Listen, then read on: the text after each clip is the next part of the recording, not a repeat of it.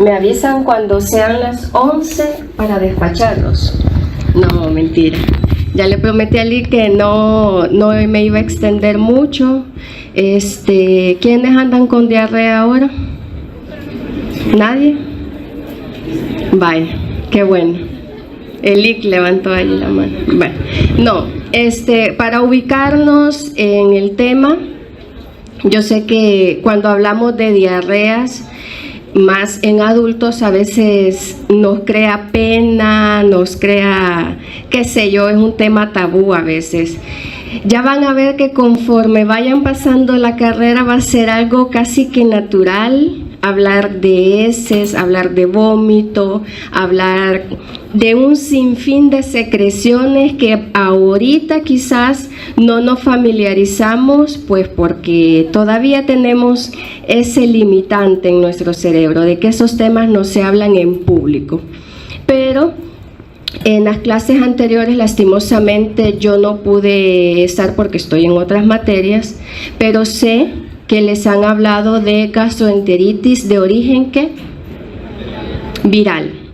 Ahora, gastroenteritis en general es un término bien amplio en el que abarcan muchos agentes etiológicos y dependiendo del agente etiológico así va a ser probablemente el cuadro clínico, epidemiología, usted va a diagnosticar o va a dar tratamiento según lo que usted considera que le está ocasionando la diarrea a su paciente. Hoy los voy a tratar así como que ya ustedes tienen a un paciente frente a ustedes, porque de eso se trata la Transmisible 2, de que ustedes puedan sumar los datos que se les dieron en la Transmi 1 y venirlos a aplicar a la Transmisible 2. Entonces, ahora vamos a hablar y vamos a iniciar lo que es la gastroenteritis bacteriana, pero de ella solo vamos a hablar de dos bacterias, que es la Escherichia coli y Shigella species. Estas dos bacterias, ¿a qué familia pertenecen? A las enterobacteriáceas. A esa familia pertenecen. Entonces, para dar inicio, estos son los objetivos. Las diapositivas yo se las paso, ya lo saben. Entonces, ahí también en su programa tienen los objetivos, los pueden leer. Y como les decía, de término general, gastroenteritis abarca un conglomerado de agentes etiológicos, pero para centralizarlo es un término general que describe una irritación o una inflamación del tracto digestivo, incluyendo estómago e intestino, y se caracteriza por la súbita aparición de vómitos y diarrea. Entonces, algo clave aquí es que hay irritación, inflamación, vómitos y diarrea. Hay un término que no está incluido acá, que es fiebre. Y esto es parte también del cuadro clínico de este tipo de infecciones. Ahora quiero que recordemos, no les voy a pasar quiero que esta parte la escuchen para que se ubiquen en el espacio de las bacterias. Escherichia coli, nosotros recordamos que es un bacilo gram negativo, es un anaerobio facultativo, forma parte de la flora digestiva de nosotros.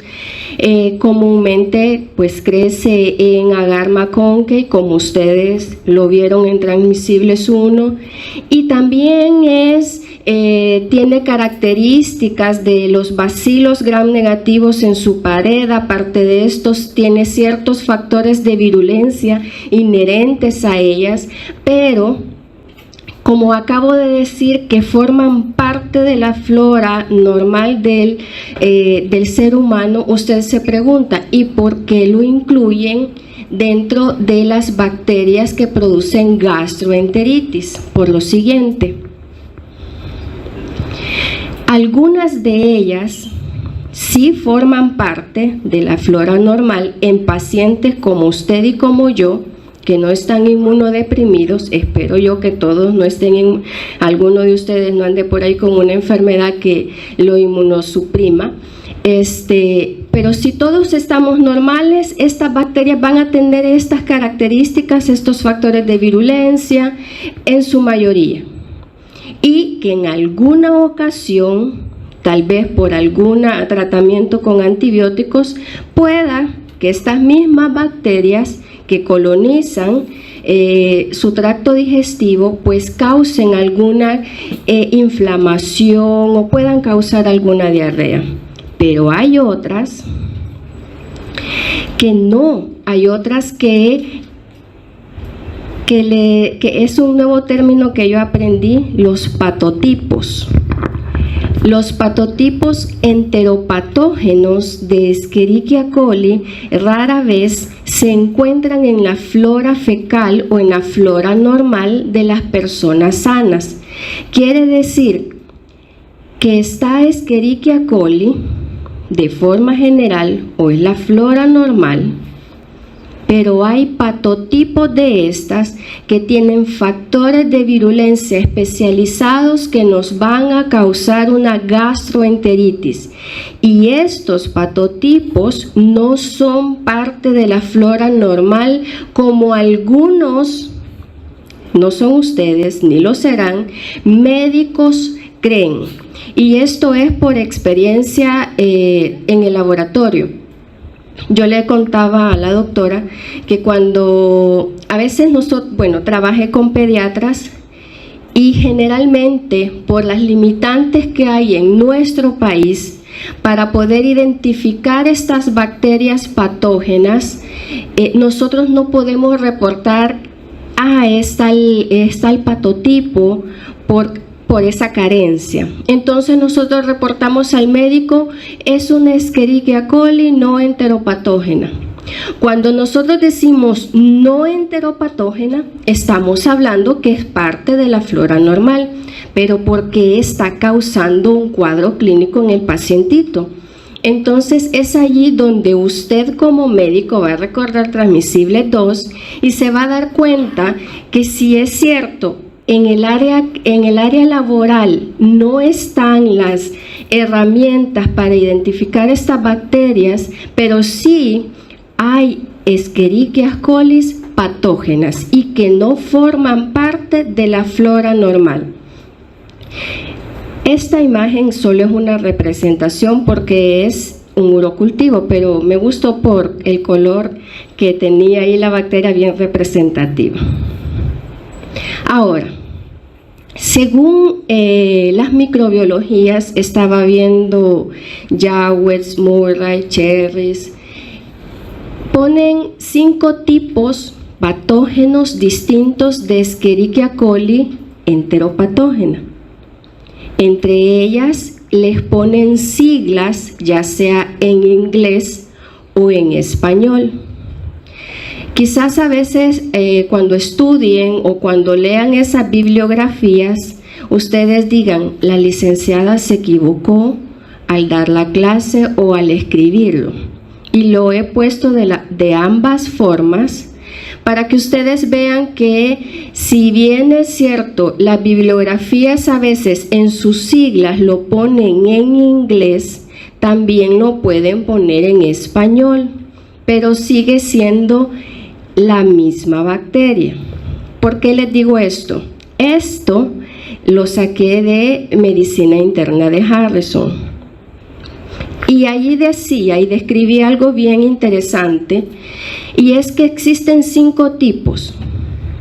Está Escherichia coli productora de la toxina Shiga, que en inglés con las siglas es STEC, y en esta se incluyeron 2 subgrupos, que es la Escherichia coli enterohemorrágica y la Escherichia coli enteroagregante. Pero a diferencia del 5.º tipo, esta sí es productora de toxina Shiga. Y usted dice, ¿y cómo voy a diferenciar todo eso? Usted no lo va a diferenciar o no va a ir a hacer el cultivo. Eso le toca a otro personal, a los licenciados en laboratorio clínico. Pero lo que sí es importante es que usted sepa que cada una de ellas genera un cuadro clínico similar y que por una u otra cosa pueden cambiar, ya sea por sus factores de virulencia o por el cuadro que lo hace único en el paciente. Entonces, tenemos los 5 tipos.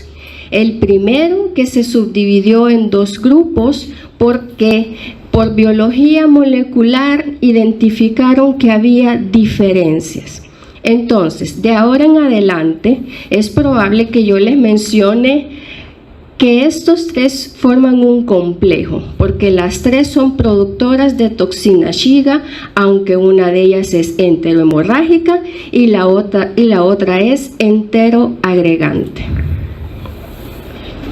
Ahora bien, esto sí es importante que lo recordemos. Yo sé que lo vieron en Transmi 1 y cada una de estos patotipos o tipos de Escherichia coli enteropatógena poseen factores de virulencia especializados y asociados a estos cuadros clínicos. Y entre ellos tenemos los factores, por ejemplo, acá, si ustedes ven, está diferente las siglas a como las teníamos en la anterior. Aquí sería Escherichia coli. ¿Entero qué? Enterotoxigénica. Muy bien. Yo sé que aquí están, pero me gusta que ustedes también lean las partes donde hay letrita chiquita, porque a veces ahí dicen cosas bien importantes. Entonces, esta bacteria es un ejemplo de que tiene adhesinas que son factores de virulencia especializados para causar cuadros clínicos. Por ejemplo, el antígeno de factor de colonización tipo 1, 2 y 3, y también tiene una toxina termolábil tipo 1 y una termoestable STA. También en la enteropatógena hay adhesinas. En la enteroagregante, que no es productora acá de toxina Shiga, tiene fibras adherentes agregantes tipo 1, 2 y 3, también tiene toxina termoestable, toxina codificada por plásmidos y así, etc, etc, etc.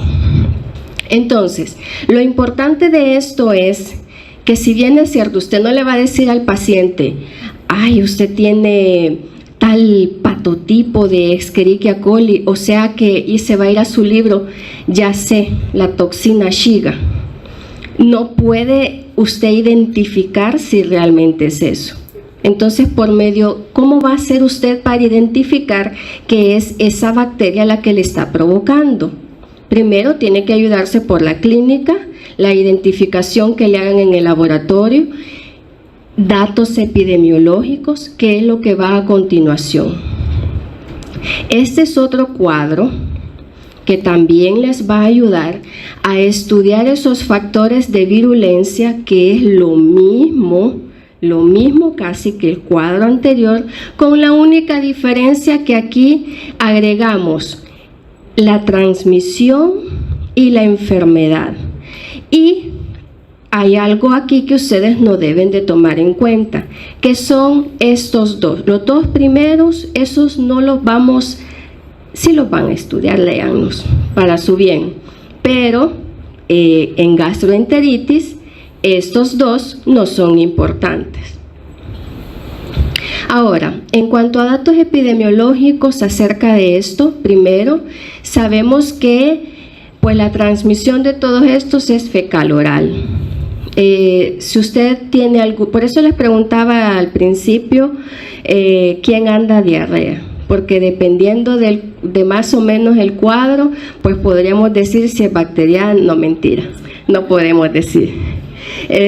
Pero sí es cierto que si usted anda diarrea es probablemente que haya consumido si es diarrea por bacterias, es probable que hayamos consumido heces. Bueno, no es probable, es que comimos heces. Ahora, el periodo de incubación es de 1 a 4 días. La duración de la enfermedad o la infección es de 5 a 15 días. Esto sí tiene una buena evolución, porque se está dando el fenómeno que médicos están prescribiendo antibióticos a diestra y siniestra. Entonces se crea la resistencia bacteriana y aunque le den al paciente un antibiótico, pues no le hace efecto y la bacteria sigue allí circulando y sigue causando un cuadro clínico. Entonces de ahí depende la buena evolución del paciente.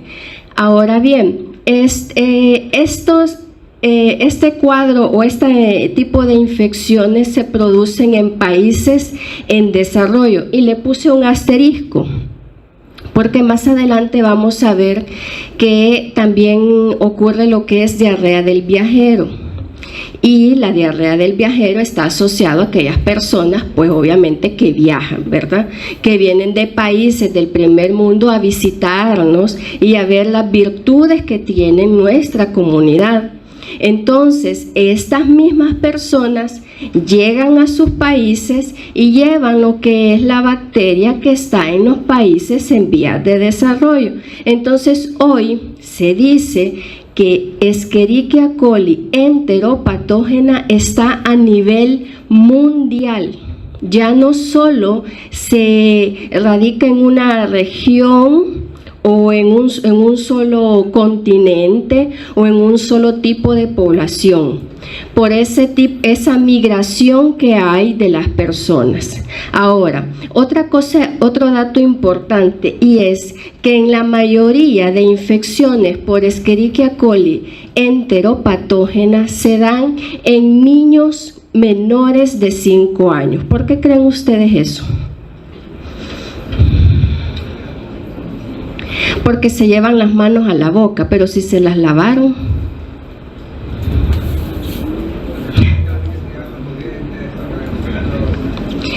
Porque en primer lugar tiene que ver las medidas de higiene que tiene el niño donde vive.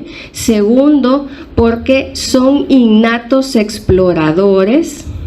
Tercero, acuérdense que ya empieza la etapa de guardería, de que la mamá ya tiene que ir a trabajar, entonces los meten a pues cuidados de guardería y todo eso, y allí es donde se llenan de bacterias, ya sea de otro niño que andaba con diarrea, y aquí no se sabe el agente etiológico. Pero en este caso y para esta bacteria es así que casi que métanselo así como bien grabado. Cuando ustedes estén dando consulta en medicina general, se van a dar cuenta la cantidad de niños que llegan por una diarrea. Y a veces, como licenciados en laboratorio y que trabajé con pediatras, era así exagerado que casi todas las heces, moco, gran producción de leucocitos, con sangre. Entonces es el pan diario de todos los días. Entonces usted tiene que saber qué características tiene el paciente por la clínica, la enfermedad, y qué características ve usted al leer el general de ese. Que ya me estoy adelantando, siempre hago lo mismo, perdonen. Pero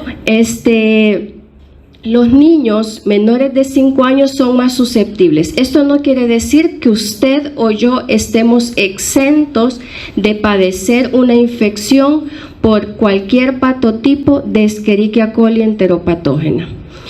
Entonces, es distribución mundial, ya lo había dicho, y generalmente se da más en climas tropicales, porque acuérdense, ¿verdad? En climas tropicales, pues el calor ayuda a que anden más moscas, el alimento se tiende a descomponer con mayor facilidad, en ciertos lugares la escasez de agua, etcétera.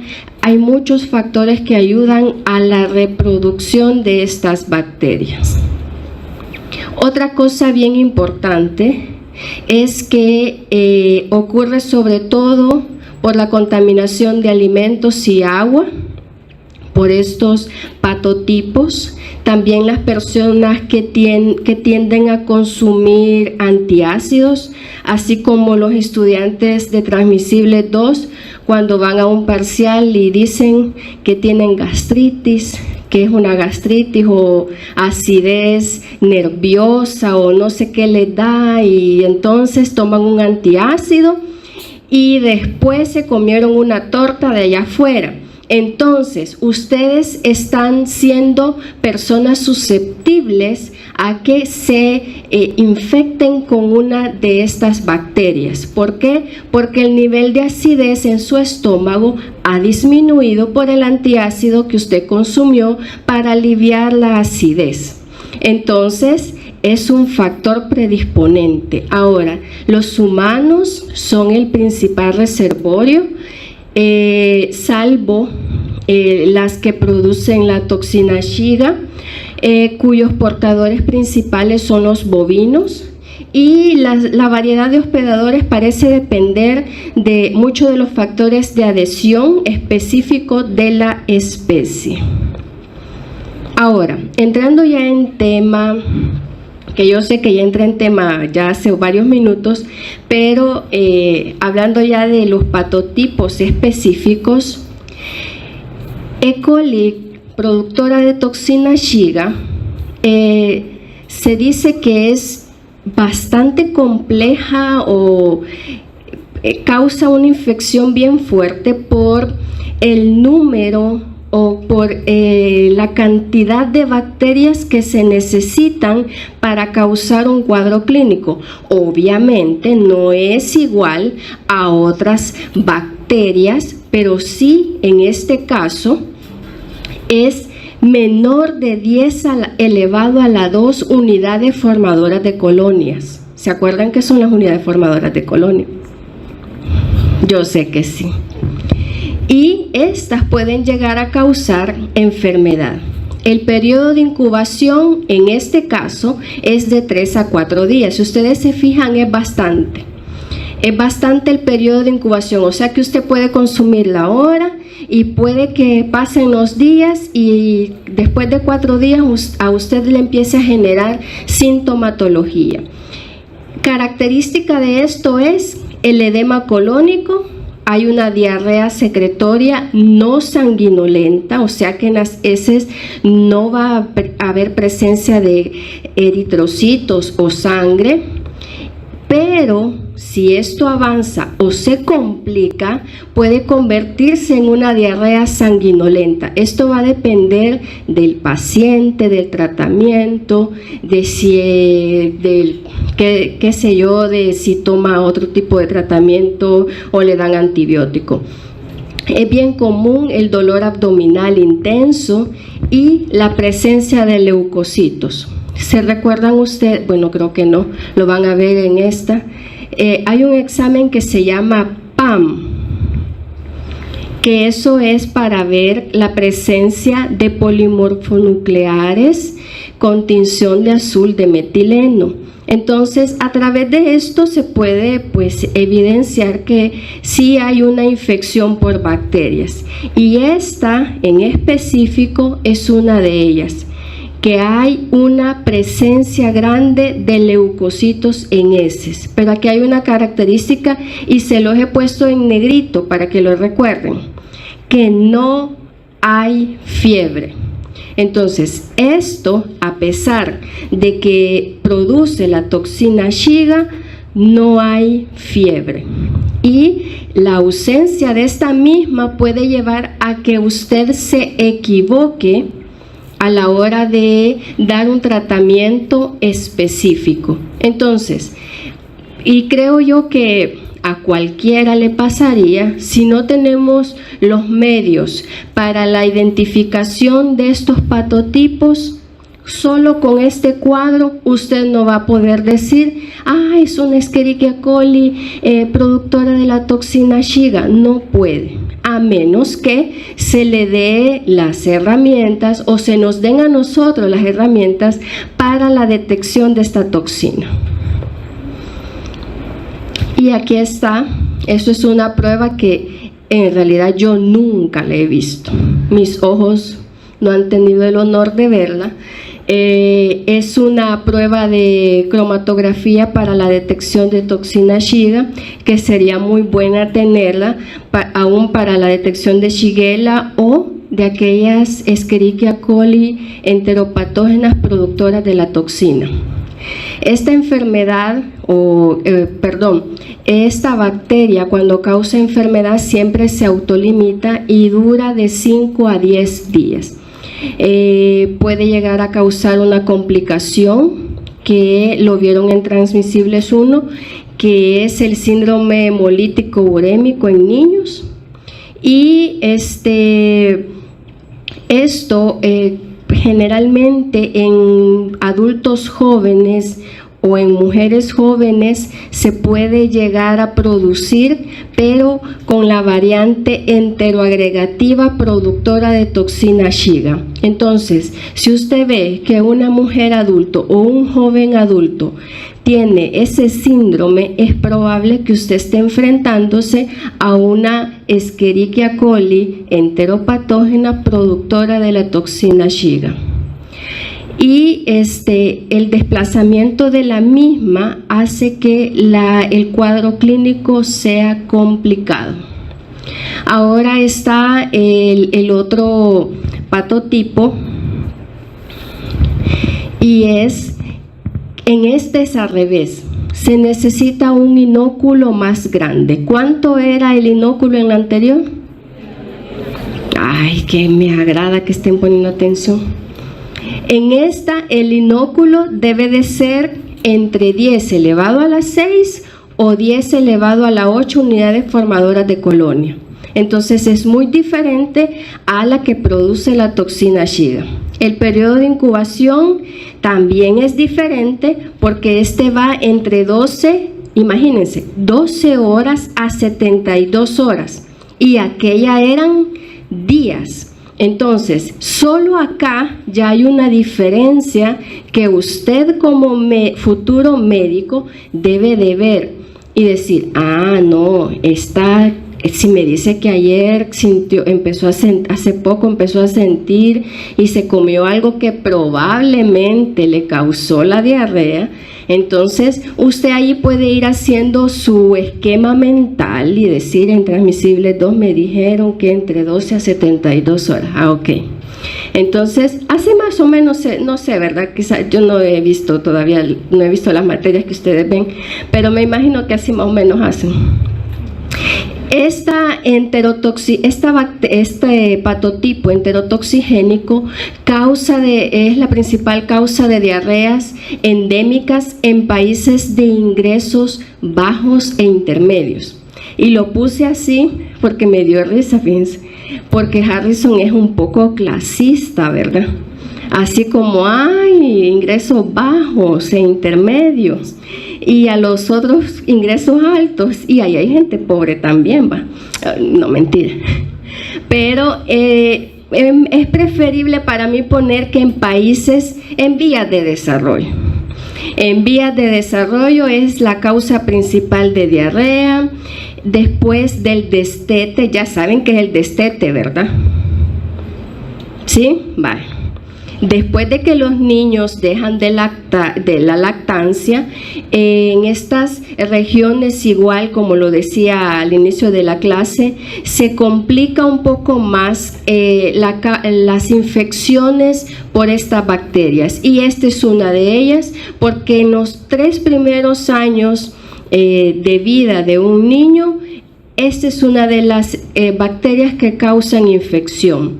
Y también, imagínense lo que dice aquí, en países industrializados, es el causante más frecuente de la diarrea del viajero, con un 25 a un 75% de los casos. Y yo he visto O sea, hoy ya no se puede decir que los de aquí no viajan para allá o los de allá viajan para acá, porque hoy casi que todos andamos viajando, ¿verdad? Yo próximamente voy a Alemania, no, mentira, no voy a ningún lado, aquí voy a seguir. Y estos en países industrializados o en países desarrollados, dice que es frecuente la diarrea del viajero, o sea que la persona comió acá, se fue a su país y quizás allá desarrolló la diarrea, o estando acá fue a comer conchas y quizás estaban contaminadas, la señora fue al baño, no se lavó a falta de agua, le hicieron su chirmol y allí iba la E. coli enterotoxigénica, y entonces aquel gringo, alemán, ruso, qué sé yo, se lo comió y le dio la diarrea después de 12 horas. Entonces, ahí ustedes pueden ver que cómo van cambiando, cómo van cambiando los cuadros clínicos o algunas características en estas bacterias. Ahora, cuadro clínico. Dice que hay diarrea acuosa acompañada de cólicos en un inicio. Esa diarrea acuosa, ¿cómo se la imaginan ustedes? ¿Qué es acuosa? No vean la imagen. Líquida, una diarrea líquida que ustedes dicen, ay, es viral. Ven ustedes que es líquida, pues viral. Pero Harrison nos dice que diarrea acuosa la puede producir el patotipo enterotoxigénico. Entonces, hay cambios histopatológicos en el intestino delgado.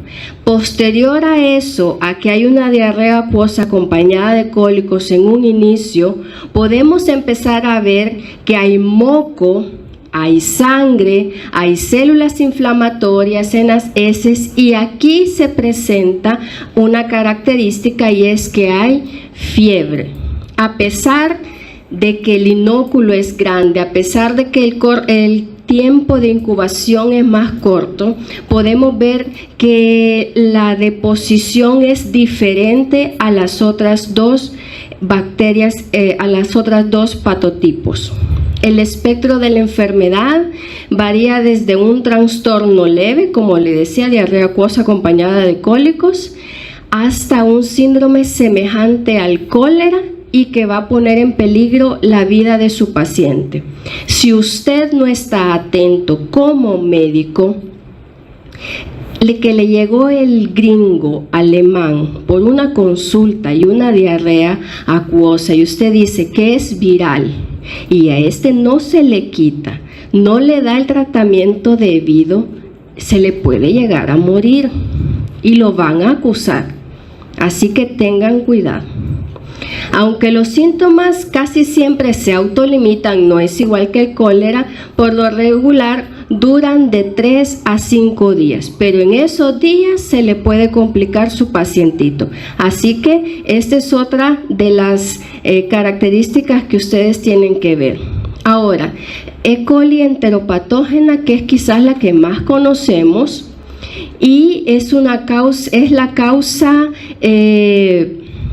la enfermedad sobre todo en niños pequeños, y a esto se incluyen los pobres recién nacidos. Y esto es común que cuando ustedes hagan sus rotaciones en las unidades de salud, va a ser el pan diario. Niños con diarrea, niños que llevan horas de nacido, días de nacido y lleguen con cuadros de diarrea. Eso es bien común.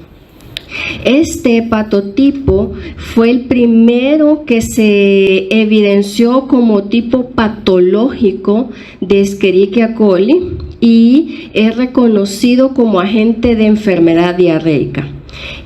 Y allá por los años de 1940 y 1950, imagínense hace cuánto, fue uno de los que se aisló y se vio que que se diseminó en un cunero de un hospital. O sea que se puede decir que esta bacteria o este patotipo también se clasifica como nosocomial.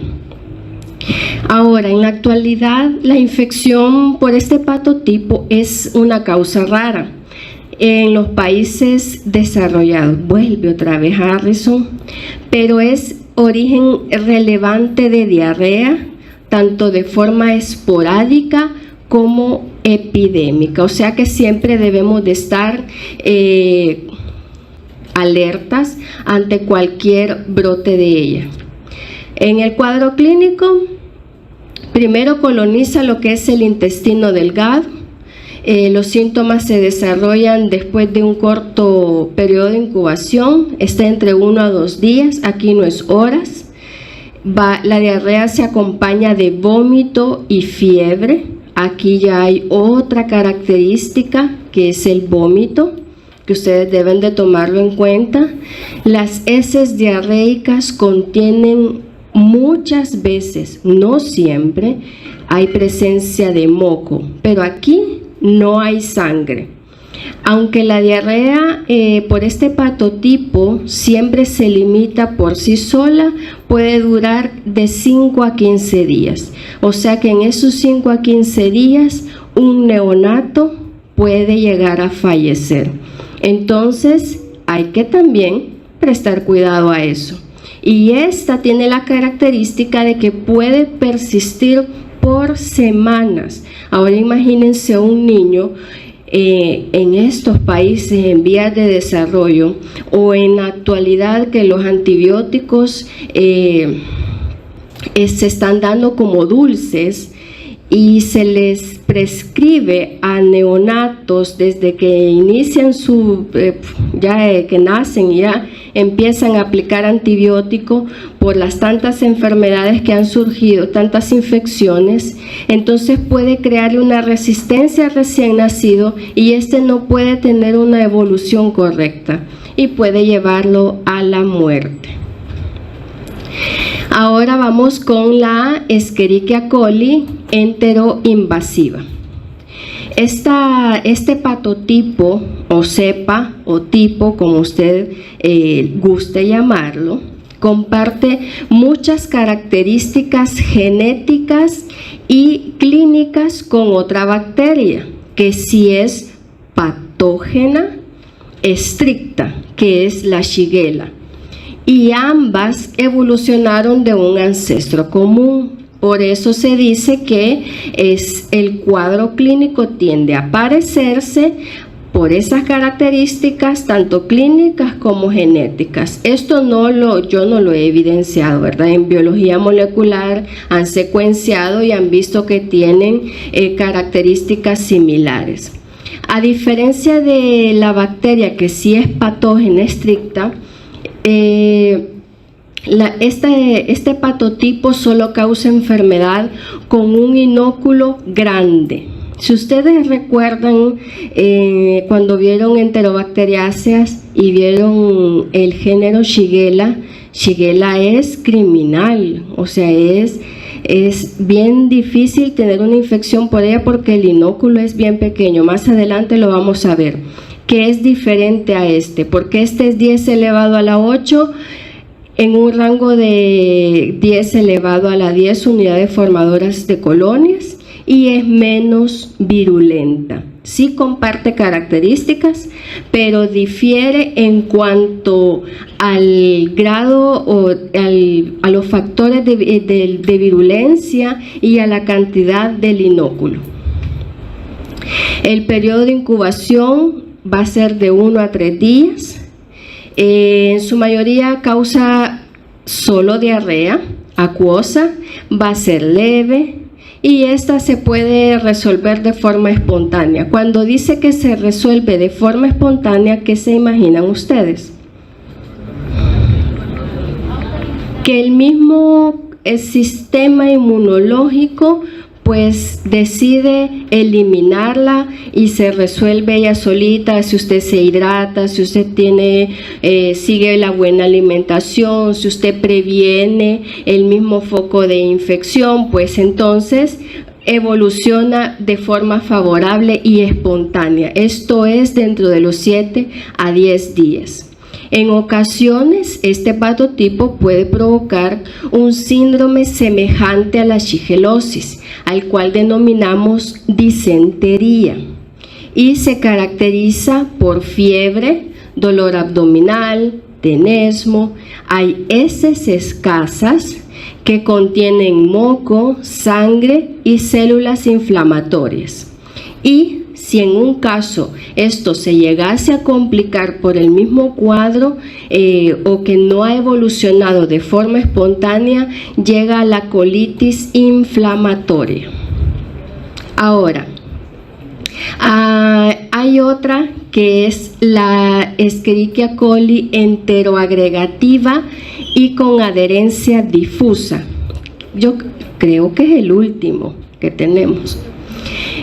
Esta también se identifica a medida pasa el tiempo y es relacionada a la diarrea del viajero. ¿Cuál otra es la que se produce diarrea del viajero? Cabales. Está muy adaptada a los humanos. Esta también requiere un inóculo grande para la infección. Hay una diarrea acuosa. A veces esa diarrea es persistente en personas sanas, puede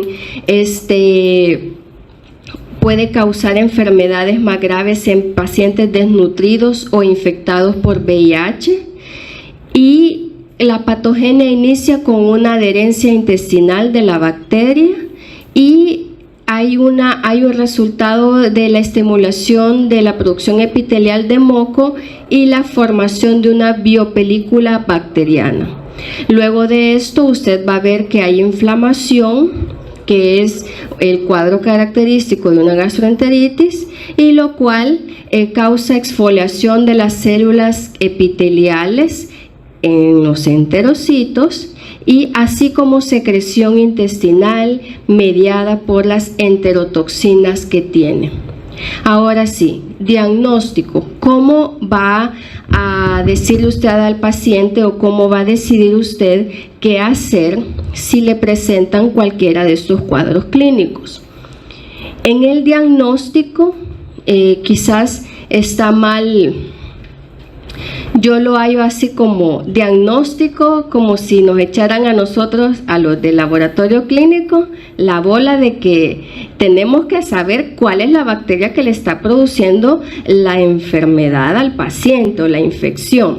Pero realmente, y nosotros identificamos si tenemos las herramientas, pero usted acompaña cuadro clínico con lo que el licenciado en laboratorio le da. Si usted llega el paciente con diarrea, no le dice vaya al laboratorio y que allá le digan qué es lo que tiene que hacer. Usted como médico le va a decir, le voy a dejar un general de heces. ¿Para qué? Usted va a verificar si allí hay elevación de leucocitos, hay presencia de sangre, si realmente las heces o las deposiciones son acuosas o solo hay moco. Todas esas cosas usted como médico lo va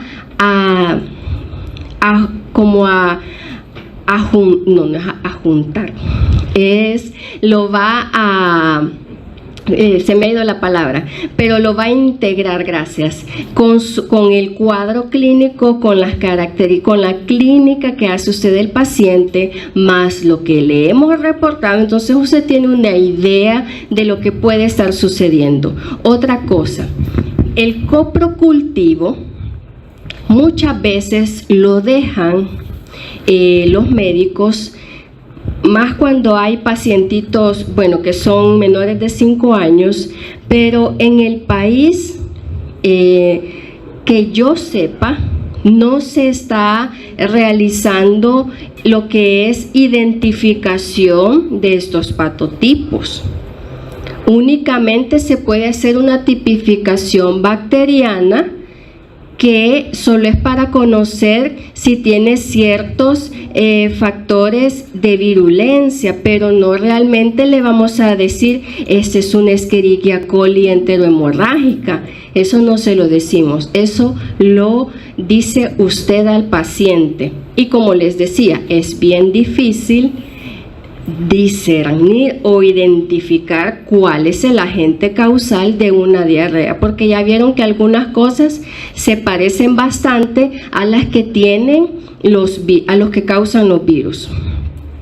Otra cosa que se puede hacer es la detección de la toxina Shiga a través de enzimo inmunoabsorción, pero eso es parte ya de nosotros. Pase. Buenos días. Y estas pruebas son más de serología, pero eso se utiliza más para investigación que para diagnóstico.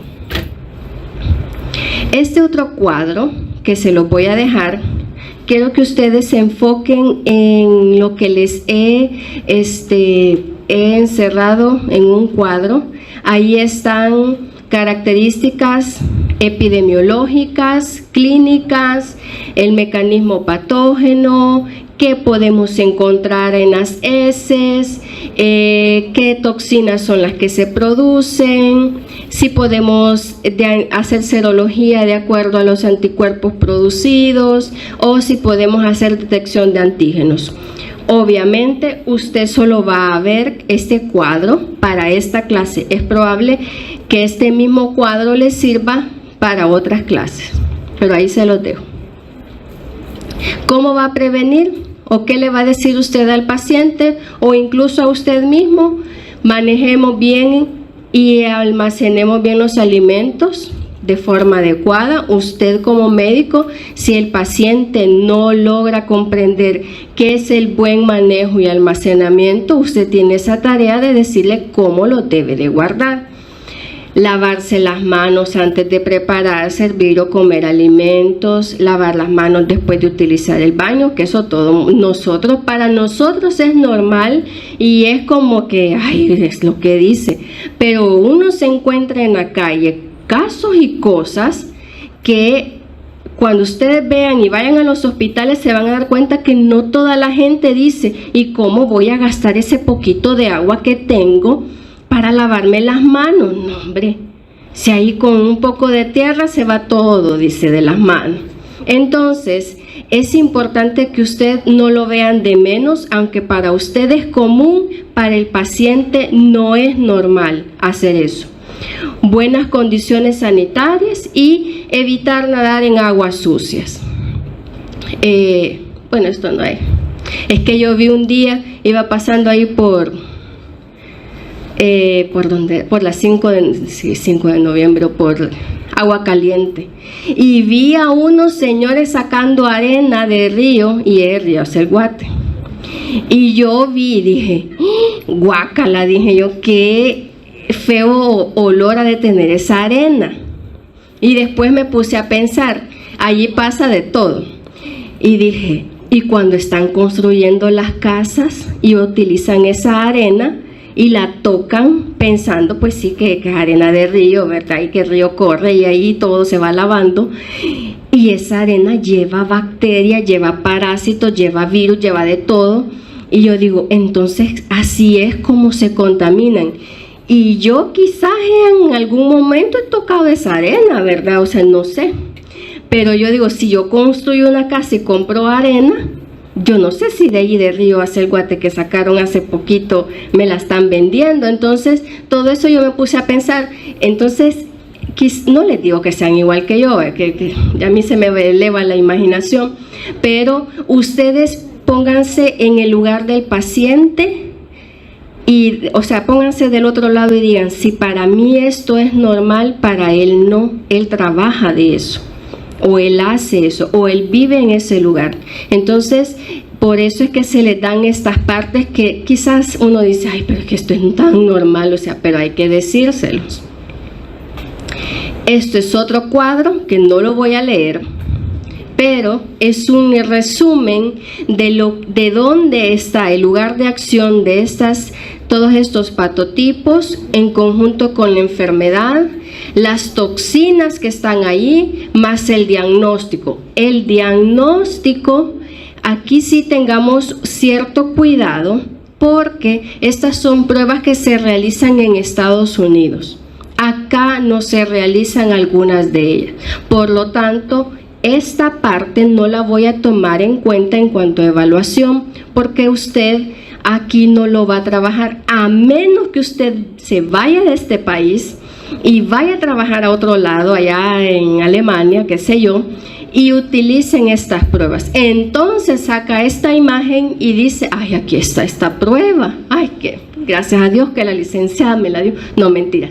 Pero esto no se aplica al país, por eso no se los doy a conocer qué son esas pruebas. Ahora con Shigella es igual, parte de la familia de las enterobacteriáceas, 9 y 1. Vamos bien. Es un bacilo gram negativo. ¿Qué diferencia tiene con Escherichia coli en movilidad? ¿Cuál es móvil y cuál es inmóvil? Shigella es ¿qué? Inmóvil. Gracias a Dios. Es inmóvil a diferencia de la Escherichia coli, que sí es móvil. Siempre es un anaerobio facultativo. Este no forma parte de la flora bacteriana normal. Esto es un patógeno estricto. Por lo tanto, sí es de prestarle atención cuando nosotros sospechamos una shigellosis. ¿Y qué es la shigellosis? Pues es una enfermedad infecciosa ocasionada por un grupo de bacterias del género Shigella, y a esta se le no es adjudicado, a esta se le ha otorgado el honor y de decirle, usted es la causante de la diarrea del viajero. Eso lo encuentran en todas las microbiologías. Pero ya nos dimos cuenta que Escherichia coli, algunos patotipos pueden causar diarrea del viajero, al igual que esta, solo que esta, a diferencia de las otras, es muy contagiosa, porque de 100 a 200 bacterias necesita, o sea, no es inóculo ni unidades formadoras de colonias, no estamos hablando de eso, sino que de 100 a 200 bacterias es necesario para que usted se infecte con shigellosis. Se dice que el 10% de las gastroenteritis es causada por esta bacteria, y en un 75% de las muertes que se dan por diarrea causadas por ellas, ese es el porcentaje. Creo que ahí dije un trabalenguas ahí, pero espero que me hayan entendido. Y la invasividad y la producción de la toxina Shiga son sus principales factores de virulencia. En este encontramos 4 serogrupos. Está el serogrupo A, que es uno de los más comunes, donde está Shigella dysenteriae, donde tiene 12 serotipos. Está el serogrupo B, donde está Shigella flexneri, donde hay 6 serotipos. Está el serogrupo C, donde está Shigella boydii, que tiene 23 serogrupos. Está el serogrupo D, donde está Shigella sonnei, que tiene un serotipo. Ahora, usted me dice, y todo eso nos va a preguntar. Lo importante aquí que ustedes sepan es que sí es cierto, Shigella como género tiene especies y tiene serotipos. Usted no le va a ir a decir al paciente, usted tiene una diarrea causante por el serogrupo C que contiene la Shigella boydii, que tiene 23 serotipos. Vamos a identificar primero los serotipos y después le doy el tratamiento. No. O sea, esto sirve para su conocimiento, pero a la hora de dar tratamiento, sí le ayuda a usted para conocimiento y para que usted pueda hacer diferencias. Ahora, en cuanto a la patogenia, primero se da una invasión, que es su principal factor de virulencia. Esto va a invadir el epitelio del colon. ¿Y qué células hay en el colon? ¿Cómo? No les oigo. ¿Cómo se llaman las células? del colon. Ajá, esos. Entonces, estos provocan un proceso inflamatorio local severo y los pasos de la colonización de Shigella son, primero, eso sí tienen que ponerle atención, hay adhesión, hay invasión, hay multiplicación intracelular y hay propagación de célula a célula. Luego hay una captación por las células M que recubren esas placas de Peyer con la ingestión de macrófagos y esto va a inducir a la producción de citocinas y el reclutamiento de polimorfonucleares y leucocitos. Entonces, esto nos indica que es muy probable que lo encontremos en un general de heces. Y esa liberación de interleucinas van a provocar lo que es el proceso inflamatorio. También es importante recordarles que hay producción de toxinas y Shigella dysenteriae, el serotipo 1, codifica una proteína que es la toxina Shiga, es una exotoxina y que aparte de eso es neurotóxica, citotóxica y enterotóxica. Y que al unirse a la unidad ribosomal 60S que está en la célula que ya me dijeron, entonces va a inhibir la síntesis de proteínas y esto va a causar apoptosis. ¿Qué es la apoptosis? Exacto. Entonces, si ya sabemos que va a ocurrir esto, es probable que el cuadro sea bien complejo y si usted no da un tratamiento adecuado, el paciente se le puede morir. Y esta misma toxina, así como sucedía en los otros patotipos de Escherichia coli, pueden ser traslocadas del intestino a la circulación. Ahora, el cuadro clínico puede dar un síndrome diarreico, un síndrome disentérico, un síndrome infeccioso. Usted puede ver que hay deshidratación, hay sensibilidad abdominal. Generalmente sucede en edades menores de 5, bueno, en niños menores de 5 años. Y el periodo de incubación en algunas literaturas dice que es de 1 a 4 días, aquí está de 1 a 2. Y la duración sí ronda en estos días, de 4 a 7 días, con estas características que están acá.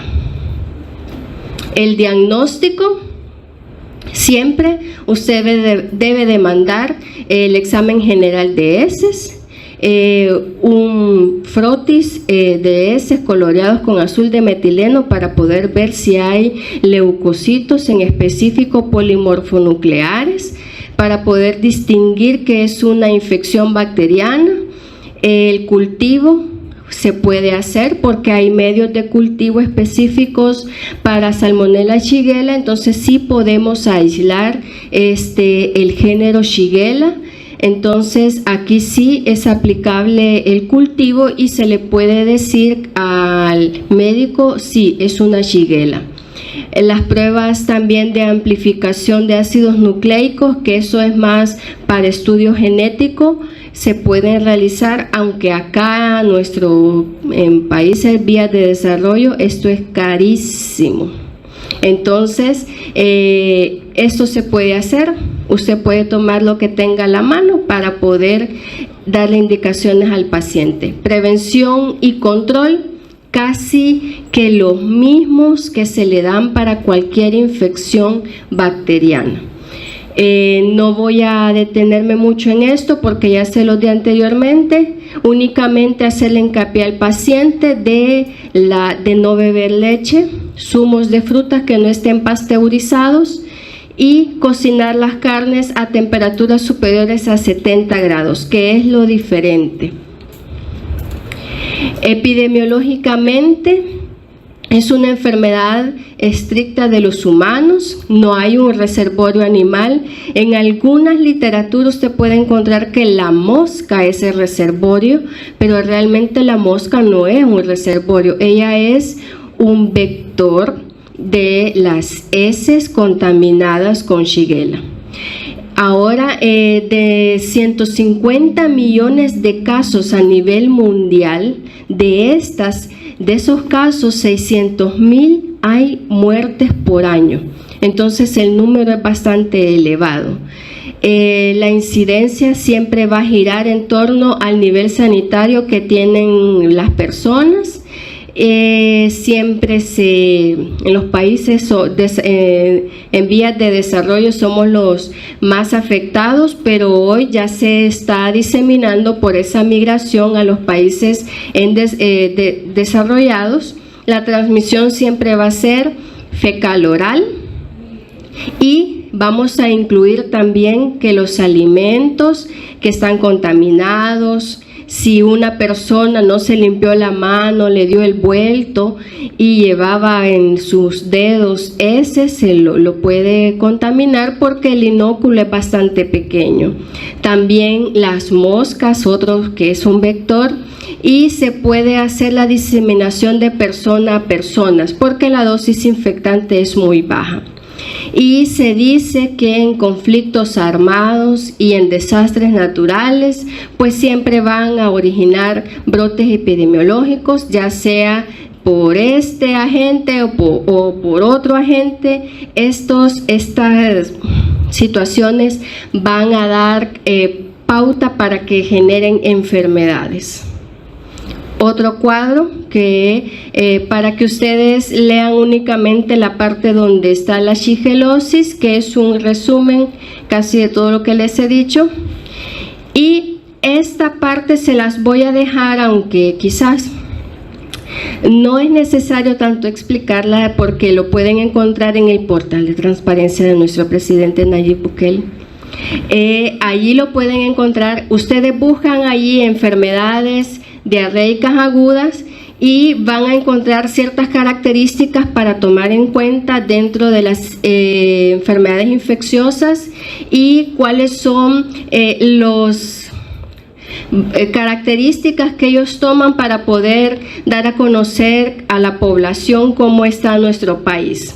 Y aquí pues estos son datos del 2022 de las diarreas, de la enfermedad diarreica aguda. Aquí no dice agente causal, únicamente nos dan datos, edades, nos dan números, de cuántas muertes hay al año, de cuántos han ido a consultar. Obviamente todas esas personas que se tomaron su antibiótico sin prescripción médica, los que fueron a consulta particular, todos esos no van metidos aquí, pero es importante que ustedes estén al tanto de lo que está ocurriendo en el país. Este es otro cuadro, aquí dice Ministerio de Salud, de ahí lo saqué, no me lo estoy inventando, y aquí van por departamento.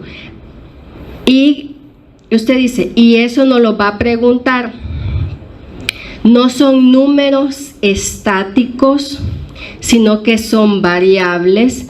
Por lo tanto, epidemiológicamente hablando acerca de lo que sucede en el país, no les puedo preguntar, porque estos números hoy los vi así, mañana pueda que hayan otros. Entonces, esto solo es para su conocimiento. Y aquí está la distribución de diarreas y gastroenteritis a nivel nacional.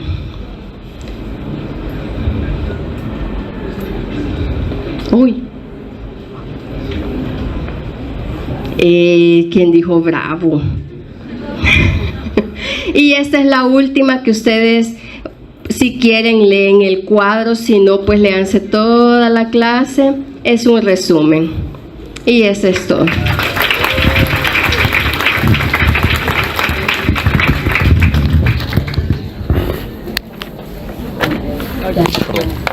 Ya se pueden ir.